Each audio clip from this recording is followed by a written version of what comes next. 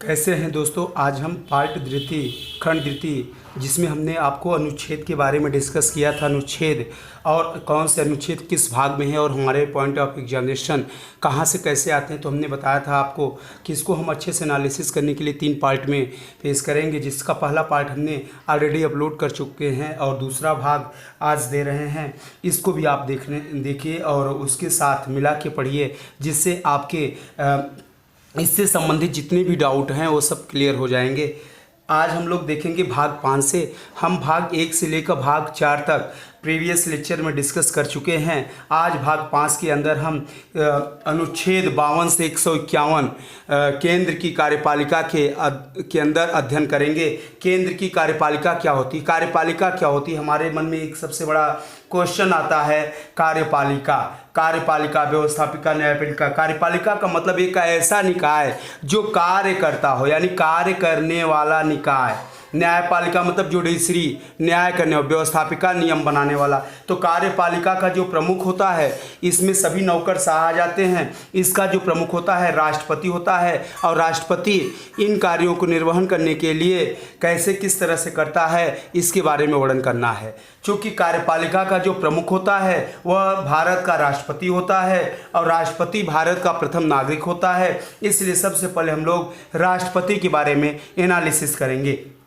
अनुच्छेद 52 आर्टिकल 52 यह प्रावधान करता है कि भारत का एक राष्ट्रपति होगा जो भारत का प्रथम नागरिक होगा। अनुच्छेद 53 यह बताता है कि संघ की सभी कार्यपालिका शक्ति राष्ट्रपति में निहित होगी। यानी संघ की कार्यपालिका शक्ति का मतलब ये होता है कि कार्यपालिका का हमने बताया कार्य करने वाली शक्ति, और दूसरी कार्यपालिका शक्ति तो जितने भी नौकरशाह हैं, संघ सेंट्रल के नौकरशाह, जैसे यूपीएससी जो बच्चे क्वालिफाई होते हैं, उसके साथ कार्यपालिका की जो इलेक्शन जो ये मेंबर आते हैं, दूसरे मेंबर जो मिनिस्ट्रीज के थ्रू, जिसके थ्रू राष्ट्रपति कार्यों को, जिनके विचार विमर्श के अनुसार राष्ट्रपति कार्यों को कंट्रोल करता है, इन सभी में अगर बात करें, भारत की पूरी कार्यपालिका की बात करें, तो उसमें भारत का राष्ट्रपति में ही सभी शक्तियां निहित होती हैं। राष्ट्रपति के हस्ताक्षर के द्वारा ही कोई समझौते होते हैं, वैदेशिक समझौते होते हैं, वह सभी प्रकार के कार्य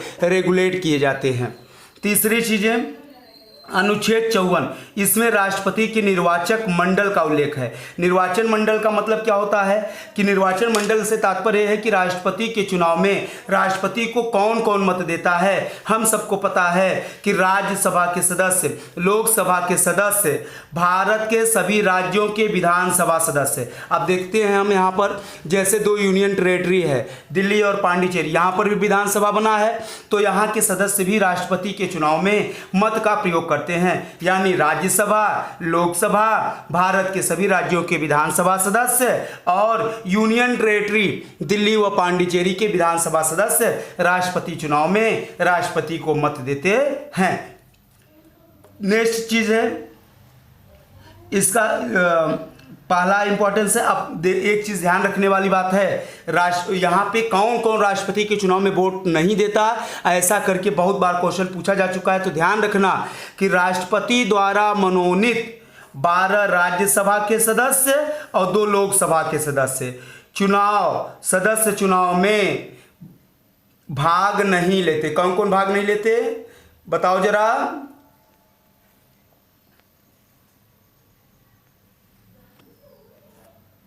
राष्ट्रपति के चुनाव में कौन कौन भाग नहीं लेता, 12 राज्यसभा के सदस्य और 2 लोकसभा के सदस्य। 12 जिसमें हमने बताया था ये राष्ट्रपति के चुनाव में भाग नहीं लेंगे, लेकिन राष्ट्रपति पर जब महाभियोग की प्रक्रिया चलाई जाएगी तो उस समय ये लोग भाग लेते हैं, ठीक है। लेकिन विधान परिषद के सदस्य जो स्टेट में काउंसिल में बनते हैं, विधान परिषद के सदस्य राष्ट्रपति के चुनाव में न तो भाग लेते हैं और न ही महाभियोग से इनका कोई संबंध है। अगर एक चीज और ध्यान रखना है, अगर मान लेते हैं कोई किसी भी राज्य का मुख्यमंत्री विधानसभा का सदस्य है तो राष्ट्रपति के चुनाव में भाग लेगा। अगर विधान परिषद का सदस्य है तो वह चुनाव में भाग नहीं लेगा। पहला कॉन्सेप्ट ध्यान रखना है। दूसरा कॉन्सेप्ट रखना है कि अगर राष्ट्रपति द्वारा मनोनीत सदस्य प्रधानमंत्री बन गया तो वो भी भाग नहीं लेगा। यानी कहने का मतलब ये है कि वही सदस्य भाग लेंगे जो राज्यसभा, लोकसभा और राज्य की विधानसभा से चुन के आए हुए हैं। मनोनीत सदस्य या विधान परिषद के सदस्य इसमें शामिल नहीं होते हैं। अनुच्छेद 55 में क्या है? राष्ट्रपति के चुनाव के निर्वाचन पद्धति का वर्णन है। राष्ट्रपति के चुनाव का निर्वाचन पद्धति क्या है? बिल्कुल अलग है, एकल संक्रमणीय मत प्रणाली। राष्ट्रपति का चुनाव एक विशेष प्रणाली के द्वारा कराया जाता है। जैसे हम लोग जानते हैं ना कि अगर मान लेते हैं 100 मत है, 100 मत में अगर 5 उम्मीदवार चुनाव में खड़े हैं तो लगभग 25-26 वोट जो पाया है वो चुनाव जीत जाएगा। लेकिन राष्ट्रपति के केस में एकल संक्रमणीय मत प्रणाली में ऐसा नहीं है। इसमें क्या होता है कि जितने भी वोट हैं उसके 50% प्लस वोट पाने वाला व्यक्ति ही राष्ट्रपति बनता है, चाहे जितने उम्मीदवार चुनाव में पार्टिसिपेट किए हों। यह जो निर्वाचन निकाली जाती है ये पद्धति का नाम ही है एकल संक्रमणीय मत प्रणाली। ये विशेष ध्यान रखना है, ये इसमें वर्णित है। अनुच्छेद 56 में क्या बताता है? राष्ट्रपति का पदावधि। अच्छा ये बताइए भाई, अगर कोई व्यक्ति राष्ट्रपति का चुनाव जीतता है तो राष्ट्रपति को शपथ कौन दिलाता है? क्वेश्चन आता है। तो राष्ट्रपति को शपथ सर्वोच्च न्यायालय के मुख्य न्यायाधीश या वरिष्ठतम न्यायाधीश शपथ दिलाते हैं। और अनुच्छेद 56 यह बताता है कि राष्ट्रपति जिस दिन शपथ ग्रहण करता है उस दिन से लेकर 5 वर्ष तक अपने पद पर बना रहता है। कितने वर्ष तक? 5 वर्ष तक कहाँ रहता है? अपने पद पर बना रहता है। तो ध्यान रखना, शपथ सर्वोच्च न्यायालय का मुख्य न्यायाधीश दिलाता है। अगर वो अनुपस्थित है तो वरिष्ठतम न्यायाधीश का स्थान आता है। ठीक है। अनुच्छेद 57 में क्या है? पुनर्निर्वाचन के लिए पात्रता है। यानी अगर अनुच्छेद 57 ये बताता है कि अगर भारत का कोई भी राष्ट्रपति ऑलरेडी राष्ट्रपति है, वह अगर पुनः चाहे तो चुनाव में भाग ले सकता है, पुनर्निर्वाचित हो सकता है। अब ये क्वेश्चन मन में हमारे आता है कि कितनी बार, तो इसकी कोई सीमा हमारे संविधान में नहीं बताई गई। हाँ, अमेरिका में जरूर ये नियम है कि अमेरिका में कोई भी राष्ट्रपति सिर्फ 2 बार ही चुनाव लड़ सकता है, नहीं 2 बार राष्ट्रपति बन सकता है, लड़ नहीं बन सकता है, 2 से ज़्यादा नहीं। पहले वहाँ पर भी एक रूजवेल्ट ही हैं, रूजवेल्ट 4 बार बने थे। रूजवेल्ट कितनी बार बने थे? अमेरिकी राष्ट्रपति रूजवेल्ट 4 बार बने थे। उन्हीं के बाद यह प्रावधान लाया गया था कि नहीं, अब कोई सिर्फ 2 ही बार बन सकता, 2 बार से ज़्यादा नहीं बनेगा। लेकिन भारत में चाहे जब तक चुनाव जीतता रहे, ठीक है, कोई समय सीमा की पात्रता नहीं है। आर्टिकल 58 यह राष्ट्रपति की योग्यता का वर्णन करता है। भारत का राष्ट्रपति बनने की क्या क्या योग्यताएं होनी चाहिए? हम सबको पता है, भारत का राष्ट्रपति बनने की पहली योग्यता है कि वो भारतीय नागरिक हो। नंबर दूसरा, 35 वर्ष की उम्र क्रॉस हो। यानी ध्यान रखना 35 वर्ष नहीं है, 35 वर्ष से ज़्यादा का उम्र का होना चाहिए। दूसरा, संसद के सदस्य बनने की योग्यता रखता है, यानी लोकसभा राज्यसभा में चुनने की योग्यता रखने वाला व्यक्ति राष्ट्रपति का चुनाव लड़ सकता है। पागल दिवालिया न हो, यानी मानसिक रूप से विकलांग न हो, मानसिक रूप से स्वस्थ हो, ऐसा व्यक्ति ही भारत के राष्ट्रपति के लिए योग्य माना जाता है। आर्टिकल 59 ये क्या प्रावधान करता है? ये बताता है कि अगर राष्ट्रपति के रूप में निर्वाचित व्यक्ति, निर्वाचित सदस्य लोकसभा, राज्यसभा, विधानसभा, विधान परिषद कहीं का भी अगर सदस्य है तो राष्ट्रपति का शपथ ग्रहण करने से पूर्व उसे वह पद छोड़ना पड़ेगा। ठीक है। नेक्स्ट, अनुच्छेद 60 में राष्ट्रपति के शपथ के बारे में हमने डिस्कस किया। राष्ट्रपति को शपथ कौन दिलाता है? सर्वोच्च न्यायालय का मुख्य न्यायाधीश और उसके अनुपस्थित में वरिष्ठतम न्यायाधीश। कौन सा न्यायाधीश? वरिष्ठतम न्यायाधीश राष्ट्रपति के रूप में कार्यों का निर्वहन करता है। अनुच्छेद 61 महाभियोग की प्रक्रिया बताता है। क्या बताता है? इम्पीचमेंट, महाभियोग की प्रक्रिया। अच्छा, महाभियोग की प्रक्रिया का जैसे मन में आता है 3 क्वेश्चन आते हैं। पहला क्वेश्चन ये है कि महाभियोग की प्रक्रिया किस किस पर लगाई जाती है? पहले ये समझ लो महाभियोग की प्रक्रिया क्या है। संविधान का उल्लंघन करने पर पद से हटाने की प्रक्रिया है। इसके द्वारा कौन कौन हटता है पद से? बताइए। नंबर 1 राष्ट्रपति, नंबर 2 सर्वोच्च न्यायालय न्यायाधीश, नंबर 3 उच्च न्यायालय न्यायाधीश। ये जो 3 लोग हैं ये महाभियोग की प्रक्रिया करते हैं। तीनों पर महाभियोग की प्रक्रिया चलाने के अलग अलग प्रावधान वर्णित हैं। अब हम राष्ट्रपति का महाभियोग अनुच्छेद 61 में है। इसमें क्या होता है कि महाभियोग की प्रक्रिया राष्ट्रपति के ऊपर कौन लगा सकता है? यह संसद का कोई भी सदन, चाहे लोकसभा लगाए चाहे राज्यसभा लगाए, ठीक है, पहला कांसेप्ट। अच्छा, दूसरा, अगर जो सदन महाभियोग की प्रक्रिया चलाएगा, चाहे लोकसभा लगाए चाहे राज्यसभा लगाए, वह सर्वप्रथम अपने 1/4 सदस्यों से के द्वारा लिखित प्रतिवेदन पर कि क्यों महाभियोग की प्रक्रिया चलाई जा रही है, यह दस्तावेज राष्ट्रपति के पास प्रस्तुत करेगा। राष्ट्रपति 14 दिन के अंदर उसमें अपना विचार रखेगा। अगर विचार उपयुक्त नहीं है या नहीं रखता, तब वही सदन जिसने दिया था वही सदन अपने 2/3 बहुमत से सदन में पास करेगा।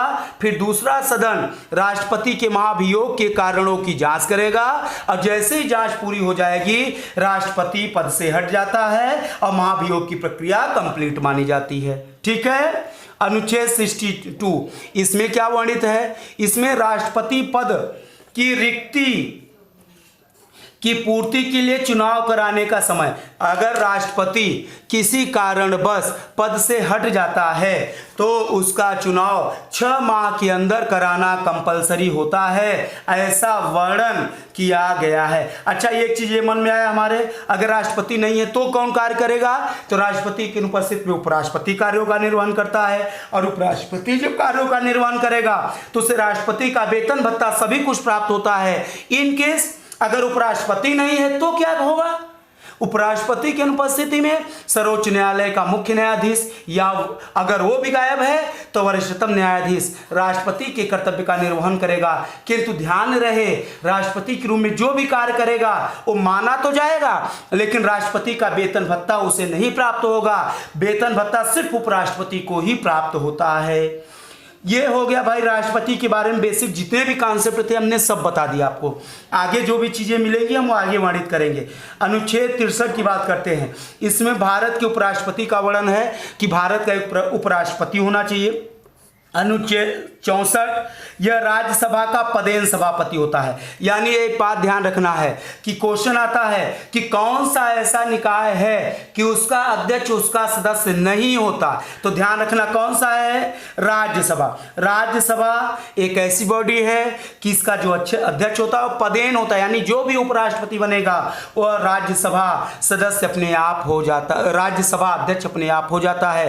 राज्यसभा के जो लोग होते हैं अपने में वोट देकर एक उपाध्यक्ष का चुनाव करते हैं और जो अध्यक्ष होता है वो उपराष्ट्रपति ऑलरेडी होता है, पदेन होता है। ठीक है। नेक्स्ट देखेंगे अनुच्छेद 65 65 क्या वर्णित करता है? यह बताता है कि राष्ट्रपति की अनुपस्थिति में उपराष्ट्रपति राष्ट्रपति के रूप में कार्य करेगा, जो हमने बताया 65 में वर्णित है। अनुच्छेद 66 में क्या है? उपराष्ट्रपति का निर्वाचन है। उपराष्ट्रपति को वोट कौन देता है? उपराष्ट्रपति को मत का प्रयोग लोकसभा राज्यसभा के लोग मत देते हैं। अनुच्छेद 67 में बताया गया है कि उपराष्ट्रपति की पदावधि शपथ ग्रहण से 5 वर्ष होता है। 68 में यह बताया गया, जैसे ऊपर बताया गया है, कि उपराष्ट्रपति का पद रिक्त होने की स्थिति में 6 माह के अंदर चुनाव कराना कंपलसरी। कितने माह के अंदर चुनाव कराना कंपलसरी है? सिर्फ 6 मंथ के अंदर चुनाव कराना कंपलसरी है कि 6 माह के अंदर नए उपराष्ट्रपति का चुनाव करा दिया जाए। अनुच्छेद 69 क्या बताता है? उपराष्ट्रपति को शपथ। उपराष्ट्रपति को शपथ कौन दिलाता है? उपराष्ट्रपति को शपथ राष्ट्रपति दिलाता है। ये विशेष ध्यान रखना है। ठीक है।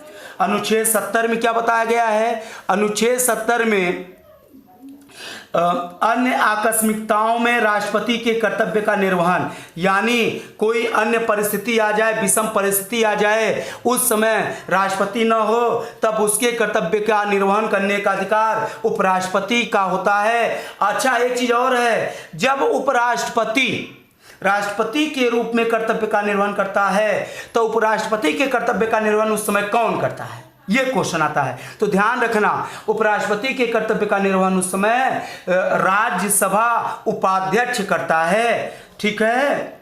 अनुच्छेद 71, इसमें राष्ट्रपति या उपराष्ट्रपति के चुनाव संबंधित मामले हैं। नेक्स्ट 71 में ये वर्णित है कि राष्ट्रपति या उपराष्ट्रपति का जो इलेक्शन होता है, चुनाव में संबंधित कोई भी मामला हो, कोई भी प्रॉब्लम हो, तो उसका निपटारा सर्वोच्च न्यायालय में होता है, ये विशेष ध्यान रखना। जबकि लोकसभा, राज्यसभा, विधानसभा, विधान परिषद में चुनाव संबंधित किसी भी मामले का निपटारा चुनाव आयोग के द्वारा किया जाता है। जबकि राष्ट्रपति उपराष्ट्रपति के चुनाव विवाद का निपटारा कौन करता है, सर्वोच्च न्यायालय करता है, ये विशेष ध्यान रखने वाली बात है। बाकी सबका चुनाव आयोग। अच्छा 72 में क्या है, अनुच्छेद 72 में राष्ट्रपति को क्षमादान की शक्ति दी गई, यानी राष्ट्रपति को पार्डन्स, क्षमा करने का अधिकार दिया गया है। देखिए इसमें यह प्रावधान है कि भारत के किसी भी न्यायालय में, यानी चाहे सिविल न्यायालय है, सर्वोच्च न्यायालय हो, उच्च न्यायालय हो, रेलवे न्यायालय हो, आर्मी न्यायालय हो, या जो ये स्थानीय नगर निगम के न्यायालय हो, या कोई भी न्यायालय भारत का हो, उन सभी न्यायालय में कोई व्यक्ति अगर पनिशमेंट पाया है, दंडित है, तो राष्ट्रपति चाहे तो उस अपराध को कम कर सकता है, अपराध नहीं बल्कि उसके जो दंड है, पनिशमेंट को कम कर सकता है या समाप्त कर सकता है। फांसी के मामले में पूरी तरह से जो उसके मन में है वो कर सकता है, लेकिन ऐसा करने से पहले वह यह बात भी ध्यान में रखता है कि ये करने से कहीं न्यायालय की अवमानना न हो, इसलिए ऐसा कार्य करने से पहले वह महान्यायवादी या जरूरत पड़ा तो सर्वोच्च न्यायालय न्यायाधीश से सलाह लेकर ही ऐसा कदम उठाता है। ठीक है। अनुच्छेद 72 में क्या है, हम इसके बारे में देखेंगे। आर्टिकल 72 में राष्ट्रपति को क्षमादान, ये बता दिए। 73 संघ की कार्यपालिका का विस्तार किया गया, 73 में संघ की कार्यपालिका का विस्तार किया गया है। 74 में यह बताया गया है कि राष्ट्रपति की सहायता के लिए एक मंत्री परिषद होना चाहिए। क्या होना चाहिए, एक मंत्री परिषद का गठन होना चाहिए। अच्छा यहाँ पे ये ध्यान रखना है, मंत्री परिषद जैसे आए तो हमारे मन में मंत्री आ गए ना, तो यहाँ पे ध्यान रखना 1901 कॉन्स्टिट्यूशनल अमेंडमेंट 2003 के द्वारा यह निश्चित कर दिया गया है कि लोकसभा या विधानसभा के कुल सदस्यों का 15% से अधिक मंत्री नहीं बनाए जाएंगे। यानी मंत्री कुल कितने बनाए जाएंगे, 15% से अधिक मंत्री नहीं बनाए जाएंगे। अच्छा भारत में कितने प्रकार के मंत्री हैं, क्वेश्चन आता है, बार बार क्वेश्चन एग्जाम में पूछा गया है कि कितने प्रकार के मंत्री हैं। तो ध्यान रखना मंत्री 4 प्रकार के होते। कौन कौन, प्रधानमंत्री, कैबिनेट मंत्री, राज्य मंत्री, उप मंत्री। ठीक है। अनुच्छेद 75 के बारे में हम वर्णित करेंगे। इसमें क्या है, इसमें मंत्रियों की नियुक्ति कौन करता है, क्वेश्चन आता है। तो ध्यान रखना मंत्रियों की नियुक्ति कौन करता है, मंत्रियों की नियुक्ति राष्ट्रपति करता है। अगर केंद्रीय मंत्री हैं यानी भारत सरकार में मंत्री हैं तो राष्ट्रपति, स्टेट गवर्नमेंट में है तो राज्यपाल। ठीक है। अच्छा व्यक्तिगत मंत्री की नियुक्ति करता है, आगे हम डिटेल में बाद में पढ़ाएंगे।